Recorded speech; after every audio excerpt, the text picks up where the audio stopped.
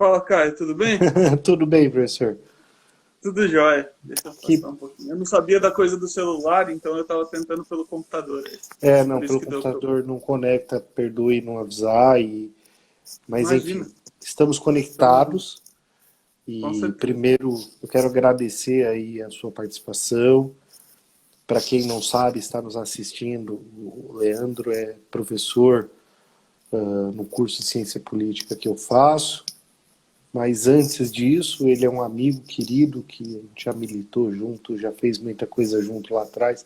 Olha o Vitor Ferreira, ex-presidente da Juventude, aí conosco. Inclusive, essa era uma das coisas que eu queria falar, professor. Eu sempre tento mandar um abraço para quem entra, para quem participa, abrir para perguntas. Você também fique à vontade, caso queira mandar um abraço para quem entrar aí que você conheça e se sinta à vontade. Perfeito. Então, repito o agradecimento.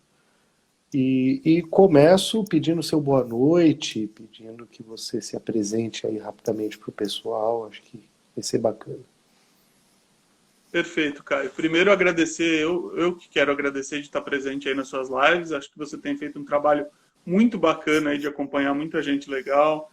Acho que a gente precisa desbravar esse terreno virtual, não só pela coisa da pandemia, mas acho que ele permite que a gente se integre cada vez mais aqui, né, nesse ambiente, que a gente possa falar com gente que por vezes está distante fisicamente, mas que é muito importante a gente ter a atenção dessas pessoas, os assuntos aí que são tão diversos. Mandar um abraço para toda a sua audiência aí, que certamente só cresce, é muito bacana estar aí. Então, meu boa noite, eu queria me apresentar como você pediu. Eu sou professor de Ciência Política e de Relações Internacionais, dou aula de Ciência Política na graduação ali no INSPER e na pós-graduação também na FESP, que é onde você, nesse último semestre, esteve ali como meu aluno, mas como você já sinalizou, a gente já tem uma longa história aí, né, de amizade, de participação política conjunta. Eu sou daqueles que acreditam que a ciência política tem que ser feita de forma isenta dentro da sala de aula, mas eu também acredito que não dá para a gente ficar em cima do muro e dizer que a gente não participa, porque senão a gente vai estar estimulando uma participação e dizendo, não, mas eu tô longe disso, eu acho que eu não preciso me posicionar, eu sou contra isso. Eu acho que não tem que ter militância dentro da sala de aula, mas eu acho que tem que ter participação política na vida do cidadão, né? Eu acho que é super importante que se a gente ensina para vocês o que é político, o que é ciência política, a gente precisa se posicionar também. Eu não tenho constrangimento com isso, na medida em que eu me incluo dentro da categoria de cidadão e acho que é importante que a gente diga o que a gente pensa em todo lugar, não misturando os papéis, né? Eu acho que quando eu estou agindo como cientista político e trabalhando e analisando, eu preciso ter uma determinada isenção. Mas no momento em que eu estou participando e dando a minha opinião e dizendo isso eu acho correto, isso eu acho que eu tenho completa possibilidade, como qualquer um, de me posicionar a respeito disso. Então é esse duplo papel aí, acho que a gente já trilhou uma história bacana nos dois papéis em que eu atribuo na minha vida, e por isso é um prazer estar aqui com você. O prazer é todo meu.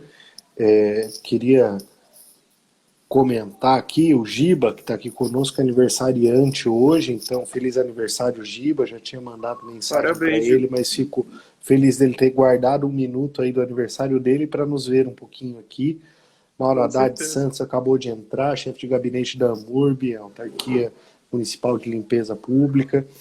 Eu ia perguntar, começar nessa linha do cientista político e te perguntar a diferença de quem gosta de política e de quem é cientista político. E talvez isso remeta um pouco também à discussão de todo brasileiro é um pouco técnico de futebol, né? Então tem essa coisa de todo mundo tem a sua opinião. Então, conta um pouco pra gente essa diferença que você falou bem da sala de aula, mas externando e passando a questão da sala de aula. Qual a diferença de ser uma pessoa que gosta de política e um cientista político?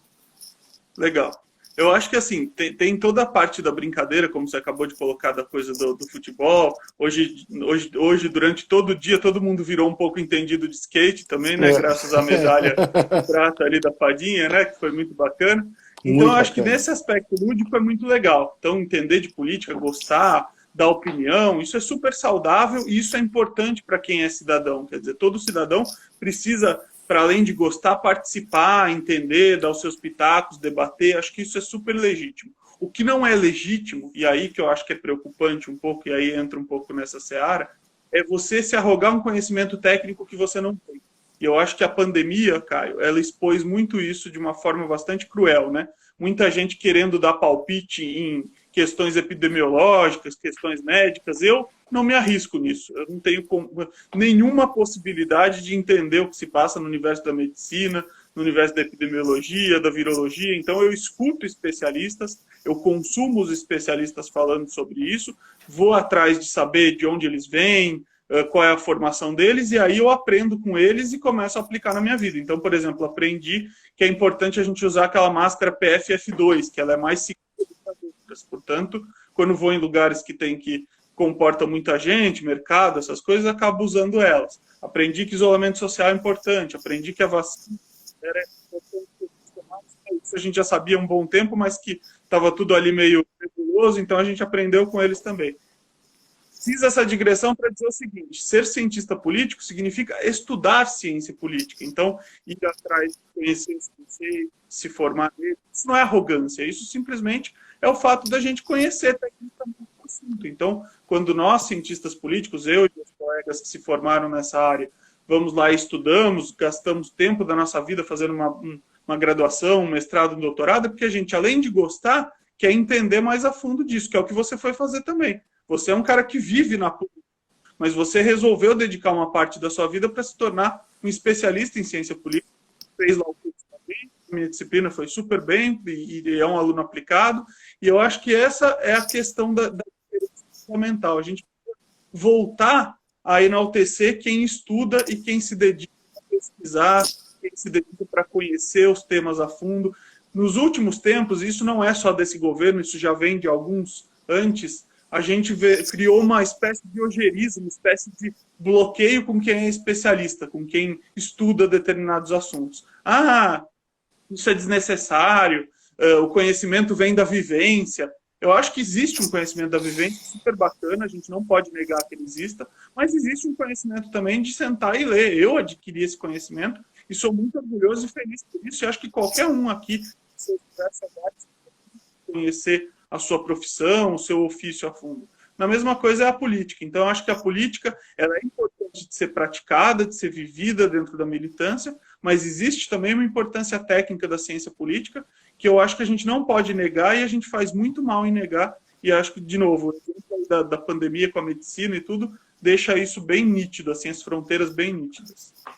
O professor Leandro, a Tami disse que em alguns momentos seu áudio some, é verdade? Eu não sei como está o microfone, só vou tentar ficar mais perto, então, assim, não sei se está ajudando. Aí eu vou aproveitar para mandar um abraço para o Vinícius Moreno, que falou da linda Limeira, mas a gente já vai chegar no momento de falar de Limeira. A Maíra Maciel, da Secretaria de Transporte Metropolitanos, passou por aqui. Pedro Moro, presidente da CPTM, também, grande abraço.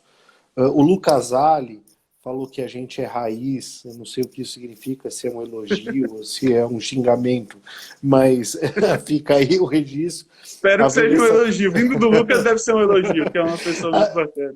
A Vanessa Pessoa, a Amanda Oliveira também passaram por aqui, mandaram um abraço. E aí eu vou trazer então a pandemia, antes de falar de Limeira, que o Vinícius Moreno provocou, e perguntar um pouco disso. Você acha que a pandemia ela melhorou a relação do cidadão com o poder público, ou agente público, ou não?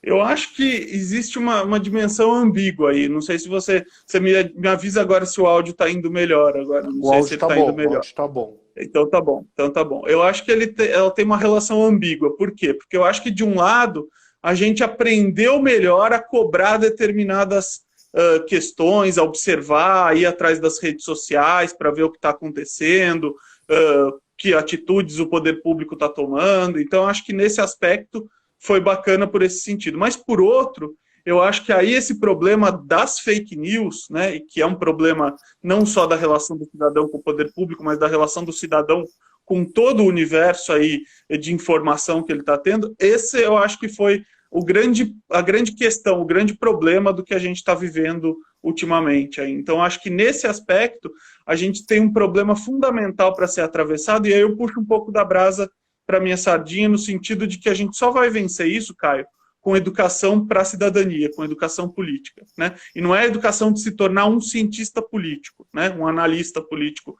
no seu caso. Eu acho que é a educação que a gente precisa ter desde cedo nas escolas para formar cidadãos. A gente costuma dizer nesse meio da ciência política, de quem gosta da educação política, de que a gente tirou educação moral e cívica, OSPB ali, que era totalmente ideologizado, totalmente pró-ditadura militar, jogou fora o bebê com a água do banho, porque a gente não pôs nada no lugar disso. Nós não colocamos uma disciplina dentro da nossa grade escolar que dê uma aula sobre política, sobre Constituição, sobre cidadania, e a gente precisa disso. Então, você que está numa posição chave aí no setor público hoje municipal da cidade de São Paulo, eu acho que tem uma chance importante aí de conversar com quem de direito para pensar um pouco numa reforma disso. Eu sei que o currículo vem de cima e não do município, mas eu acho que é sempre tempo de pensar em parcerias, em iniciativas bacanas que dá para começar desde cedo. Para você ter uma ideia, na Alemanha, os alunos começam a ter aula sobre política desde os 5 anos de idade. É óbvio que eles não estão ali entendendo o que faz um deputado, a legislador, mas eles começam a entender sobre valores. E aí, no final do equivalente ao nosso ensino fundamental, eles já estão enviando projetos de lei na esfera local. Então, isso é fundamental. Se a gente não tiver uma educação pública para a cidadania, educação pública e privada, né, mas uma educação para a cidadania, voltada para formar, além de conhecedores de matemática, português, etc. e tal, formar cidadãos, a gente não vai avançar para além dessa praga das fake news que a gente enfrenta hoje também. Eu quero falar de fake news, mandar um abraço para o Paulão aí, que falou que gosta da forma que a gente fala, para a Melissa, que entrou aqui também, mandou coração aqui para a nossa conversa. Mas antes de entrar na fake news, e puxando ainda mais um pouco essa história da pandemia, mais uma provocação do que qualquer coisa, compreender se... Eu percebo, professor Leandro, que às vezes parece que também o cidadão compreendeu melhor alguns aspectos do poder público. E talvez o SUS seja o grande retrato disso. O SUS que ninguém sabia o que era. E não estou dizendo que cientificamente as pessoas sabem o que é nesse momento, mas a valorização desta sigla, por assim dizer, do que ela pode vir a representar, mudou completamente nesse um ano. Com certeza. O SUS, eu acho que para muita gente era tido como, né, é o sistema de saúde para quem é mais pobre. Eu tenho meu plano de saúde e eu não preciso me preocupar com o SUS, eu não frequento o SUS, eu não sou um usuário do SUS, portanto eu não tenho essa questão, não tenho esse problema.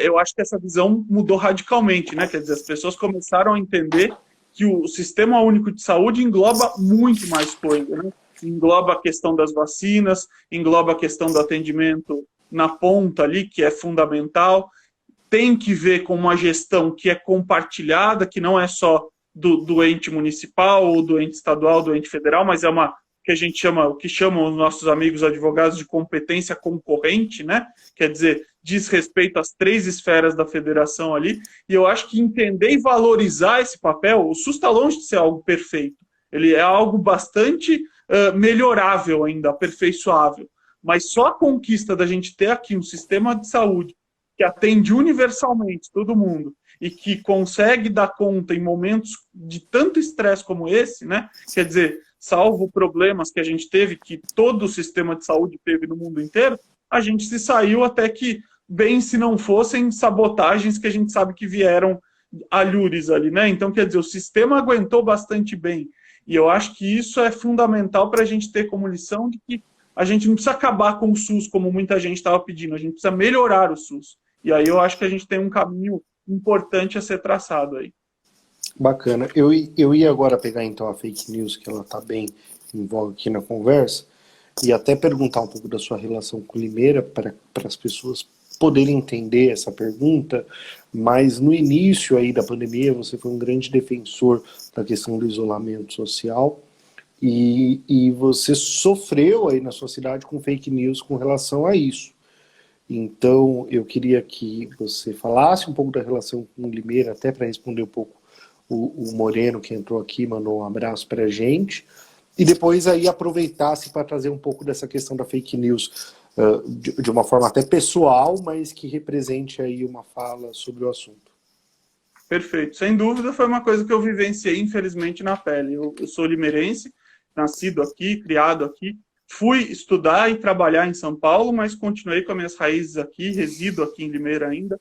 Por força do isolamento, estou aqui o tempo todo agora, desde que veio o isolamento social. Eu comecei a dar aulas online, porque as escolas, assim, se transformaram, né? Quer dizer, não é uma questão de opção, mas é porque a questão se impôs e eu voltei aqui, então faz 1 ano e meio que eu estou aqui em Limeira sem voltar a São Paulo agora por conta disso.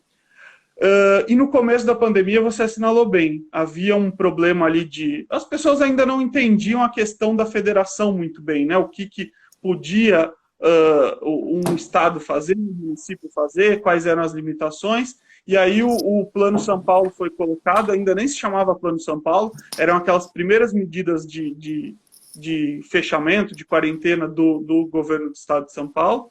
E aí, naquele momento, a prefeitura decidiu aqui em Limeira relaxar essas medidas por uma pressão muito forte, que estava sofrendo, decidiu relaxar essas medidas. E aí a gente já sabia, eu conversado com alguns colegas, que isso não seria algo constitucional. O Estado poderia fechar, a prefeitura poderia fechar ainda mais, mas ela não poderia abrir, né? E aí, naquele momento, eu resolvi fazer uma petição dessas petições online que a gente faz, chamando a atenção das autoridades, das pessoas daqui de Limeira. Eu tenho uma relação bastante boa com muita gente aqui, conheço bastante gente pelo meu próprio ofício de cientista político, felizmente conheço bastante gente, fiz uma dessas petições online, e aí essa petição ela foi crescendo, mas não foi preciso que ela aumentasse muito, porque o próprio Ministério Público barrou esse decreto municipal. Quando o Ministério Público a gente chama de agir de ofício, né? Ele mesmo tomou a decisão de barrar sem ser provocado. Só que aí no dia seguinte que essa decisão caiu, alguém pegou a minha postagem, que tinha feito um abaixo-assinado, colou essa postagem e viralizou para a cidade inteira via WhatsApp, via redes sociais, dizendo que eu era o responsável por ter derrubado o decreto e, por extensão, por querer o fechamento total do comércio de Limeira e a falência dos comerciantes, né? Isso, obviamente, eu não culpo os comerciantes, as pessoas estavam à flor da pele naquele momento, todo mundo preocupado, todo mundo com a questão dos fechamentos, sem saber onde isso ia dar, a própria questão do vírus também assustava muita gente, mas isso gerou uma onda, uma comoção ruim, né, nesse sentido, e aí muita gente entendeu que aquilo era uma verdade, e aquilo viralizou de uma forma bastante grave, a ponto de eu sofrer ameaças pela internet, até pelo telefone, porque acharam, sabe Deus, como meu telefone e tal, e fotos circulando no WhatsApp, inclusive da minha rua. Então é uma coisa bem assustadora o quanto ganha de proporção. E Limeira não é uma cidade de 10 mil habitantes. Alguns que não conhecem podem pensar que porque a cidade é muito pequenininha. É uma cidade de 300 mil habitantes, é uma cidade média, né? E aí, enfim, isso gerou uma comoção bastante complicada. Eu fui às rádios que eu já tinha dado entrevista, chamei a atenção de que não era aquilo que eu tinha feito, de que a ideia era tentar segurar. E veja, Caio, naquele momento, a cidade tinha alguns, acho que centenas de casos e um óbito. Hoje nós estamos em 1.086 óbitos, se eu não estou enganado. Então, se a medida, porque a partir daquilo, qual foi o malefício que isso causou, né? Eu, obviamente, me retraí na minha postura, né? E muito mais gente que era a favor do isolamento social também não quis comprar essa briga e esperar para ver as pessoas ameaçando da mesma forma, né? Quer dizer, a gente continua discutindo, eu continuo postando, mas eu fechei. A minha atitude foi fechar minhas redes sociais para pessoas que não eram meus amigos, né?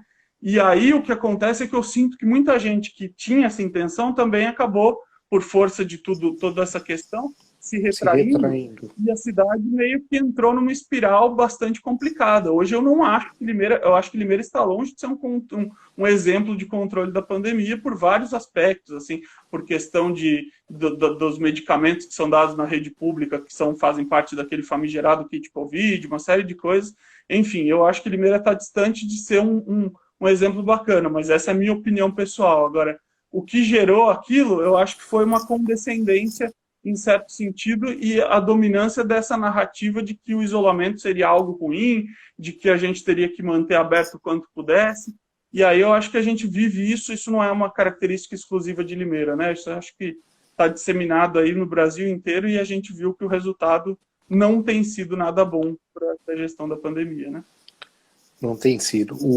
Para O dar um Leandro exemplo falou, de aliar a questão das fake news com a questão do problema da pandemia que a gente está enfrentando, né? sem dúvida.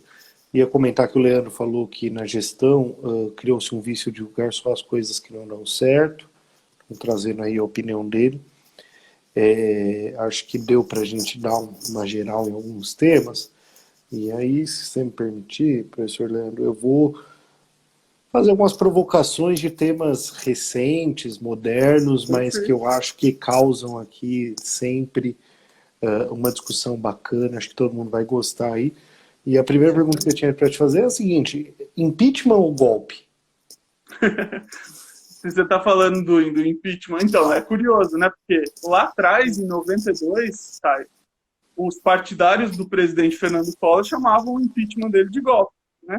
E Certo. aí o PT, naquele momento, o Partido dos Trabalhadores, que era um dos grandes interessados no impeachment do ex-presidente Collor, dizia que imagina que era um processo constitucional e legítimo. O jogo virou, como alguns dizem, em 2016, e aí o pessoal do PT passou a chamar isso de golpe, e todo mundo fundamentado dizendo que aquilo era um processo constitucional. Eu acredito que os dois processos, eu mantenho a minha coerência, que os dois processos são processos constitucionais. E isso não é porque não gosta de A, de B. Se fosse com qualquer outro presidente, se seguir os passos e os rigores da lei, da Constituição, para mim ali você tem claramente um processo constitucional vigente, não é um golpe. O golpe seria se a gente rasgasse a Constituição e fizesse um processo de impeachment ao arrepio da Constituição. Um processo às pressas, sem garantir direito de defesa. O Paraguai fez isso, com um presidente que era de esquerda, o bispo Fernando Lugo. Eu não tenho apreço pela gestão dele, eu acho que a gestão dele foi muito ruim para o Paraguai, mas eu reconheço que o impeachment no Paraguai foi muito mal feito, e ali sim você pode chamar aquilo de um processo de golpe, de rasgar a Constituição paraguaia e a lei do impeachment no Paraguai. Aqui no Brasil, eu acho que os dois processos respeitaram amplamente o direito de defesa. Vamos lembrar o tanto de tempo que levou o processo de cassação do mandato da ex-presidente Dilma. Foi um bom tempo, razão pela qual eu hoje não tenho grandes esperanças, apesar de achar que o presidente Jair Bolsonaro merecia o seu impedimento, eu não acho que isso vai acontecer justamente por essa questão de tempo. Eu acho que quanto mais a gente chega perto do período eleitoral, mais difícil é que as elites políticas estejam interessadas em fazer um processo de impeachment. Então, como é longo, né, a gente não vai assistir isso. Então, só para resumir, para mim são dois processos constitucionais, não teve golpe. Mas o Renan Calheiros, no final do processo de impeachment da Dilma, ele rasga a Constituição. Quando ele isso é verdade. Naquele lá você pode chamar aquilo ali de uma coisa bem estranha, né? Quer dizer... Eu estava assistindo, acho que não só eu, como muitos que estão nos assistindo aqui, e aquilo foi rasgar a Constituição. E aí eu não estou aqui nem defendendo, nem atacando o impeachment. Mas, visto que ele foi conduzido e realizado e concluído, quando ele propõe o não impedimento da então presidenta Dilma para que ela não perca os direitos políticos por 8 anos, aquilo é rasgar a Constituição, correto? Eu acho que ele separou as questões ali, né? O que ele fez foi isso um pouco, né? Colocou a ideia de caçá-la separada da ideia de caçar os seus direitos políticos, tanto que isso valeu que ela disputou o Senado Federal, e aí a resposta final veio nas urnas em que ela não foi eleita para o Senado em Minas Gerais, né? De fato, aquele processo foi, para mim, algo muito esquisito.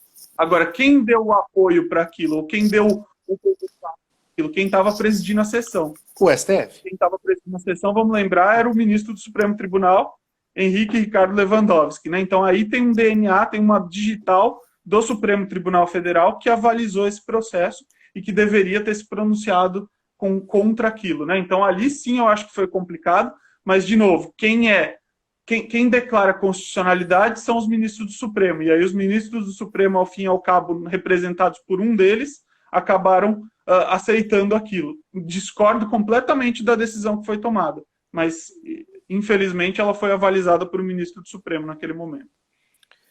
Só aproveitando o gancho, foi perguntado aqui, 3 impeachments, um pouco mais de 30 anos de redemocratização, não é preocupante?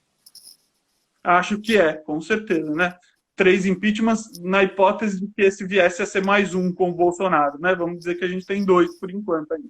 Eu acho que sim, é preocupante do ponto de vista de que a gente tem alguma coisa errada, alguma coisa disfuncional nesse mandato fixo do presidencialismo. Eu não sei qual é a sua opinião, Caio, mas eu sou um defensor do parlamentarismo. Não essa solução mais ou menos aí que estão tentando empurrar igual abaixo, né? O semipresidencialismo. Eu acho que esse aí mistura dois sistemas e pega talvez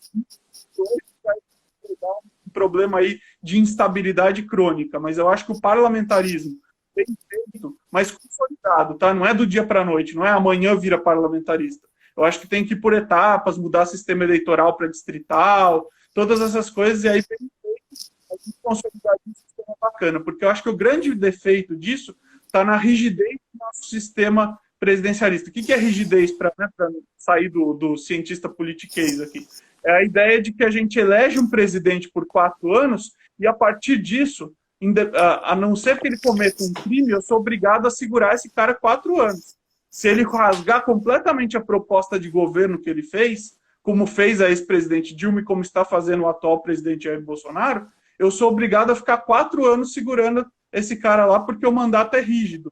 Eu acho que, apesar de no caso da Dilma e no caso do Bolsonaro a gente vê um pouco disso, perdeu o apoio da opinião pública e no caso da Dilma também mais grave, perdeu o apoio do Congresso, e aí você não governa, né?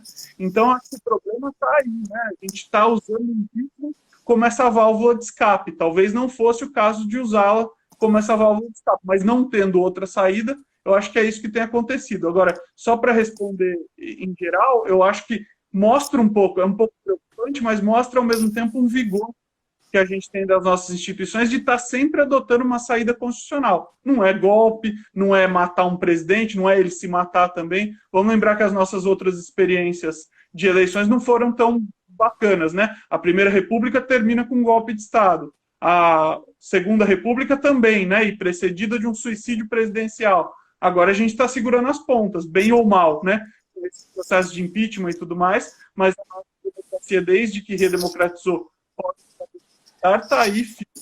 E aí acho que um teste importantíssimo vai ser 2022 agora, quando a gente tem um presidente que diz para todo lado que não reconhece eleições caso elas não sejam feitas da forma como ele quer e talvez com o resultado que ele queira também, né?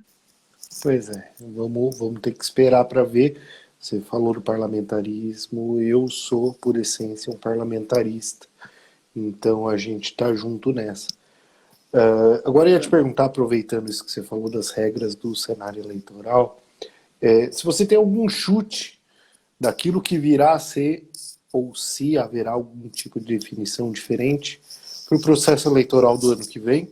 Afinal, isso tem que ser votado, caso ocorra, até outubro. Então, a gente está aí há 2 meses disso, e recorrentemente, vale dizer, né, Leandro, isso vem acontecendo, mudanças em todo o período eleitoral, né? Ainda que sejam pequenas, mas vem acontecendo. Você tem algum chute? Caio, é tão recorrente que nosso amigo, acho que posso dizer que ele é teu amigo também, que também é teu professor, Humberto Dantas, ele já apontou uma coisa que eu aprendi com ele, sempre falo, sempre repito, que nenhuma eleição foi disputada sob as mesmas regras que a anterior, desde que a gente redemocratizou. Então, veja como é grave essa instabilidade que você está apontando. Né? Porque a gente nunca teve um processo eleitoral igual 2 anos depois do que a gente teve anteriormente. Então, isso é muito complicado. Isso eu acho que é um desserviço que a Justiça Eleitoral presta a nós, né? A nós cientistas políticos, a nós cidadãos, a nós participantes pleitos também, pessoas que se candidatam, né? Quer dizer, toda vez você tem que estudar legislação eleitoral para ver o que você pode e o que você não pode, porque a Justiça Eleitoral muda isso recorrentemente por meio de resoluções. Dessa vez, o Congresso Nacional está tentando tomar a iniciativa dessas mudanças, e eu acho que para o bem ou para o mal, eu acho que está indo mais para um lado ruim do que para um lado positivo, né? Para ser sincero. Eu acho que a última ideia da cláusula de barreira ali, ela foi muito boa. Essa cláusula de barreira que está escalonada, essa foi uma mudança muito virtuosa. Algumas mudanças não são tão virtuosas, então nem sempre mudar é bom. Vamos lembrar do exemplo da proibição de financiamento privado, financiamento empresarial. Muita gente dizia que aquilo ia resolver todos os problemas nossos com relação à corrupção. Ora, Caio, nós sabemos, né, que as coisas não são bem assim, elas não funcionam dessa forma. Infelizmente, tem muita gente que faz caçador do país e que vai pagar isso por baixo dos panos, sabe-se lá como Deus vai mandar, mas vai acontecer. E outra, né, quer dizer, isso ainda causa o efeito deletério daquilo que a gente está assistindo, do tal do fundão, né? E cada vez mais recursos públicos aumentando. Essa reforma que vem por aí agora, o foco central dela, na verdade, são dois, né? O lado mais bolsonarista raiz, para usar a expressão do Lucas aí para nós, raiz, né? Ele quer aprovar a coisa do voto impresso de qualquer maneira. De qualquer maneira, a gente tem o general Braga Neto dizendo que é qualquer maneira mesmo, né? Mas eu sou cético com relação a isso e acho que qualquer um que olhe para as elites políticas aí sabe que isso tem poucas chances de prosperar. O próprio novo comandante da Casa Civil do Bolsonaro, polêmico, senador Ciro Nogueira, é contrário a isso, né? Então seria uma surpresa bastante desagradável se isso evoluísse em alguma medida. Outra medida que eu não acho positiva, mas que essa sim tem chance de prosperar, é o tal do distritão, né? Essa me parece algo que as elites Falhou o áudio na hora. Falhou o Oi? áudio na hora que o professor falou esse segundo item. Qual que é? O segundo item que eu estou apontando que esse tem mais chances de prosperar a despeito de não ser tão bom é o chamado distritão, né? Eu sou um grande entusiasta do voto distrital, mas o voto distrital dividido em distritos pequenos e o voto distrital misto, ou seja, parte dele continuando a ser representando proporcionalmente os partidos, as correntes ideológicas. O que o distritão faz na prática é limar completamente os partidos e a ideologia, porque o que o distritão faz? Ele diz os mais votados de cada estado vão ser os representantes. Parece resolver um pouco o nosso problema de compreensão do sistema, né, Caio? Porque muitos eleitores não entendem como é que o cara foi mais votado, mas não entrou. Né? Então tem essa vantagem, por isso que ele é sedutor, né, na propaganda dele, né? Olha, é mais fácil de você entender. É verdade. Mas, ao mesmo tempo, o que ele faz com isso é personalizar extremamente o voto, né? Quer dizer, celebridades, políticos que estão aí há diversos mandatos vão ter uma vantagem muito grande sobre qualquer outro tipo de corrente ideológica, de novos políticos. Então, se a gente queria renovação, e a gente estava gritando isso muito forte nos últimos anos, essa proposta vai completamente ao oposto disso. Se a gente quer valorizar um sistema político com ideologia definida, com ideias definidas em detrimento de celebridade, de Tiririca, Clodovil, Enéas e coisas que surgem todas as eleições aí, a gente vai ter o oposto disso também. Então, acho que tem que tomar muito cuidado, porque o brasileiro não acessa essa discussão de maneira muito próxima, assim, é uma coisa dos políticos, e quanto mais a gente acreditar nisso, mais eles vão criar regras que só lhes favoreçam. E o Distritão é um belo exemplo disso, então corre um risco muito grande de retrocesso. Professor, nesse ponto a gente tem alguma diferença ideológica. Eu sou um entusiasta do modelo representativo para a escolha no legislativo, mas isso fica para uma outra discussão. Eu queria mandar Você é a favor do Distritão, é isso? Não. Modelo representativo no modo que a gente tem hoje. Tá. O Fabinho Reis, vereador, inclusive, eleito no modelo atual em Carapicuíba, mandou um abraço aqui pra gente. A sempre vereadora Carolina Pontes, querida amiga em comum que temos. Um abraço para eles. A Carolina é minha afilhada. Eu fui padrinho de casamento dela com o Rafael, que é o marido dela. Gente boníssima. Um beijão para ela. Trazer aqui mais uma polêmica. O que significaram os 20 centavos pra gente? Sem dúvida foi o início de uma coisa que talvez as pessoas achassem que saía mais barato pagar mais 20 centavos, né, do que pagar o custo que a gente está pagando, né, cara? Mas eu acho que a gente não pode culpar aquele momento, sabe? Eu acho que óbvio que aquilo, de alguma forma, se a gente for voltar no tempo, meio que é a coisa do... Eu gosto muito daquele filme De Volta para o Futuro, né? Então, quer dizer, você corrige, você muda uma coisinha, muda tudo ali, né? Então, talvez a gente achasse que as manifestações dos 20 centavos, se não tivesse ocorrido, não teria desencadeado tudo isso. Eu acho que aquilo foi uma manifestação legítima de uma sociedade que está de saco cheio de pagar impostos e não ter serviços públicos de qualidade devolvidos. É verdade também que, às vezes, ela não sabe os serviços que estão sendo feitos, ou cobra, às vezes, sem conhecimento de causa. Eu acho que quando a gente vai para a administração pública, como é o teu caso hoje, a gente percebe um pouco dessa injustiça também, né? Quer dizer, nem tudo é ruim, nem tudo é vicioso na administração pública. Às vezes você faz muita coisa sem o reconhecimento devido também, né? E você tem uma longa lista de ficha de serviços prestados aí no serviço público, desde a CPTM e tudo. E eu acho que você convive com isso de ver o quanto que às vezes as pessoas reclamam sem conhecimento de causa. Mas é verdade também que, por outro lado, eu acho que a gente,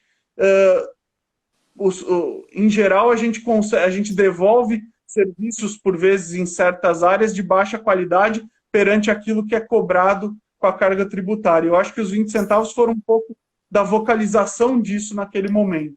O problema é que, depois daquilo, eu acho que nem as elites políticas souberam ler os sinais que o povo estava dando, nem elas souberam ou quiseram, e nem a população, e aí eu acho que é o mais grave, soube canalizar esse tipo de coisa para mudanças institucionais duradouras, né? Quer dizer, não basta um fora todos, tá tudo errado, né? A gente tem que entender melhor o processo político para saber cobrar onde. Eu acho que as eleições de 2018, elas foram o grande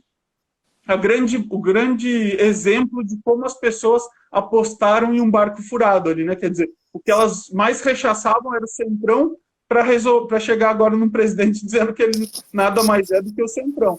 Né? Quem estava perto da cena política já meio que sabia disso, né? Nós sabíamos que o Bolsonaro era a fina flor do Centrão, mas ele enganou muita gente no processo. E aí, não é só ele, né? Tem uma série de atores aí, é só porque ele representa o cargo mais alto e é mais fácil para todo mundo ficar na mesma página. Mas eu acho que é importante a gente entender que as nossas escolhas geram consequências e os 20 centavos eu acho que foi uma bela lição sobre isso. Antes de entrar nas perguntas finais, que são 4 e a gente recorrentemente faz, e são perguntas de respostas um pouco mais diretas, até um pouco às vezes, mas antes disso eu queria, é que assim, professor, eu teria mais umas 50 aqui que eu listei, porque o assunto é muito gostoso. A gente faz outras depois dessas conversas, vai ser um prazer. Mas eu queria saber se você acha que as dinastias políticas que a gente ainda tem, elas são herança da nossa monarquia. Eu acho que, em certa medida, sim, uma questão mal resolvida da nossa monarquia, né? Quer dizer, a gente terminou com a monarquia com um golpe. A gente tem o costume de terminar tudo no Brasil em golpes, né? E eu espero que a gente não termine a nova república dessa forma também. E aí a monarquia, ela foi limada da gente por um golpe militar, uma coisa de vamos mandar a família real, vamos banir ela daqui. E aí o que sobrou foi talvez órfãos aqui de uma monarquia ainda vigente, onde a gente sempre buscou projetar ou buscar uma figura aí paterna, lembrar Getúlio Vargas, lembrar todo esse pessoal aí. E eu acho que as dinastias têm um pouco disso, tem um pouco do próprio caráter do brasileiro e do vício que a gente tem dentro de quaisquer instituições. Você vê que não é só na política.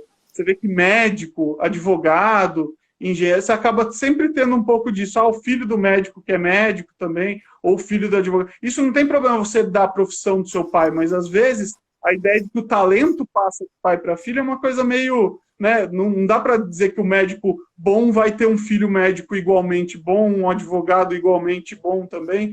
E aí no político eu acho que é a mesma coisa. Eu acho que as pessoas têm que se provar pelo que elas são. Aí eu acho que também a gente não pode fazer o oposto, né, Caio? De dizer que todo filho de político ou neto de político só está no meio político por causa do sobrenome. O nosso saudoso Bruno Covas aí lutava fortemente contra isso para não ser só o neto do Mário, né? E era difícil, porque o Mário era um peso muito forte no ponto de vista positivo, né, para carregar, né? Quer dizer, nome, e o Bruno precisava se provar além disso, né? E eu acho que conseguiu fazer jus a isso, principalmente no último processo eleitoral aí.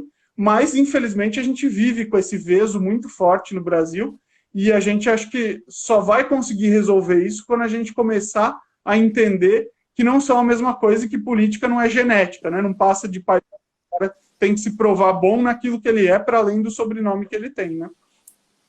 Bacana, você citou o Bruno aí, realmente é um exemplo importante aí para a gente trazer e lembrar, principalmente essa semana, que foi a semana onde foi inaugurado, reaberto pelo prefeito Ricardo Nunes, o Vale do Anhangabaú.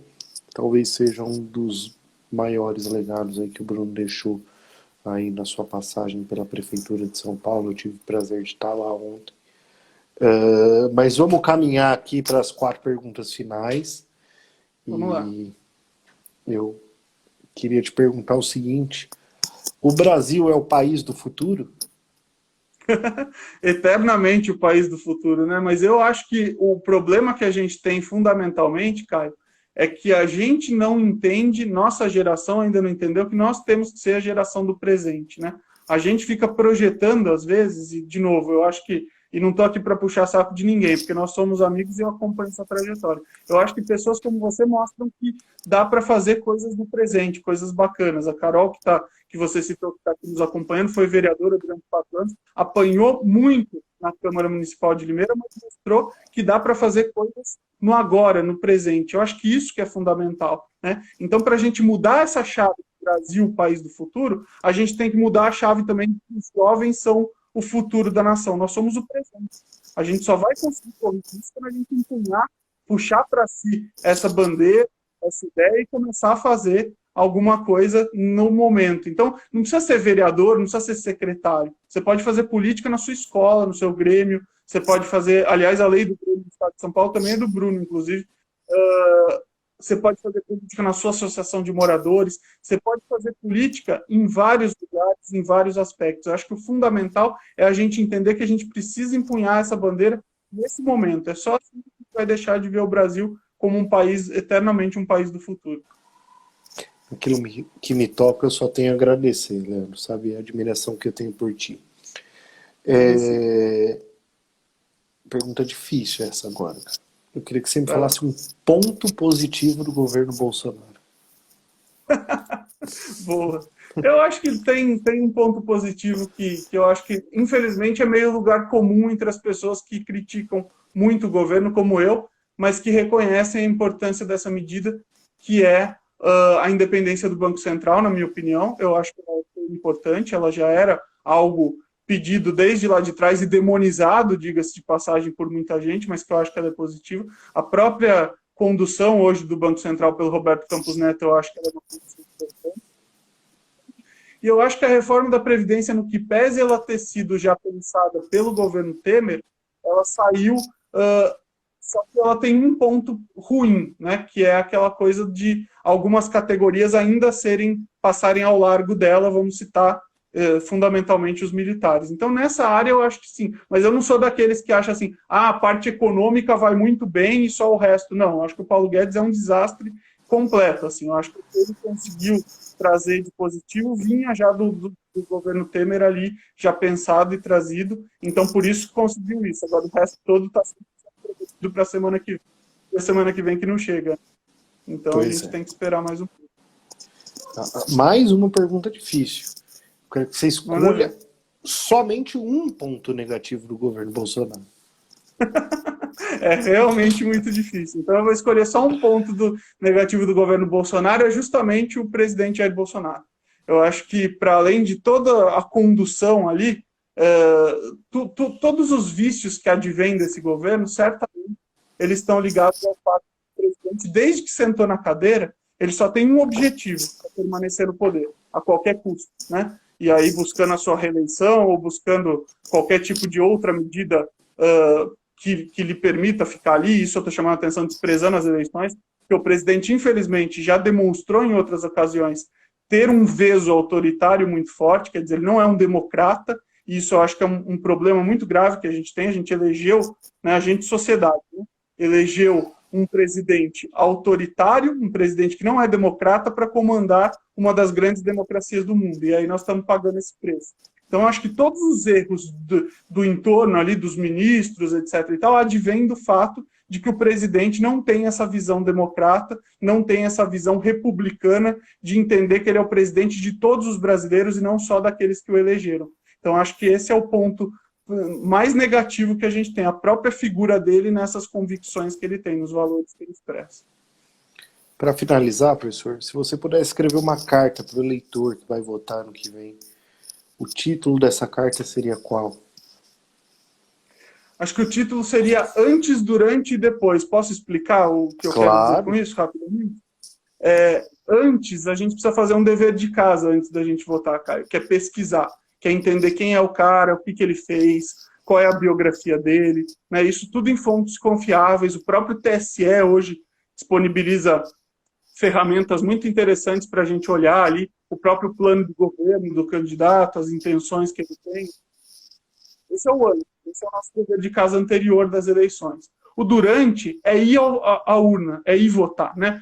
Eu vou para a praia, eu não estou nem aí, nem vou comparecer à sessão, isso aí não serve para nada, tanto faz. Não tanto faz. É importante você ir, nem que você vá para expressar um voto nulo, um voto que você não esteja a fim de dar para nenhum dos, mas você tem que expressar a sua insatisfação ali. Então, o durante, o ir à urna, também é importante. Muita gente morreu, muita gente foi torturada, muita gente perdeu noites de sono, para a gente reconquistar esse direito. Não podemos banalizar ele e perder ele. E aí tem o depois, que eu acho que é fundamental, que é você não ter essa postura, né? Lembrei do Humberto e lembrei que ele fala outra coisa interessante também, que o maior desserviço da urna eletrônica é quando você aperta os botõezinhos e aparece a palavra fim ali. Porque aquilo dá uma falsa percepção que a pessoa entendeu o depois, que ela pode ir para casa e daqui a 2 anos ela volta. Não é assim, né? O depois, na verdade, ele é fundamental, porque a gente tem que começar a cobrar. Mas aí cobrar não nesse sentido que infelizmente viraram as redes sociais de tudo é demonizado, tudo é ruim. Cobrar com propriedade. Entendendo o que você está cobrando, batendo nas portas certas, né? Batendo na porta de um deputado para cobrar o que lhe é de direito, de um governador, de um vereador, de um prefeito. E aí eu acho que esse dever depois é tão importante quanto antes e o durante. Porque aí a gente vai conseguir amadurecer uma democracia fundamental que a gente só faz com participação e educação política. É esse o recado.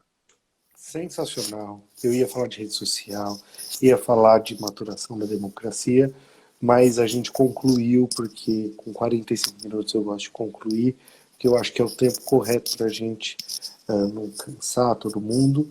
E eu vou te dizer, professor, foi incrível. Tem uma mensagem subliminar no 45 também ou não? Não. Tô brincando.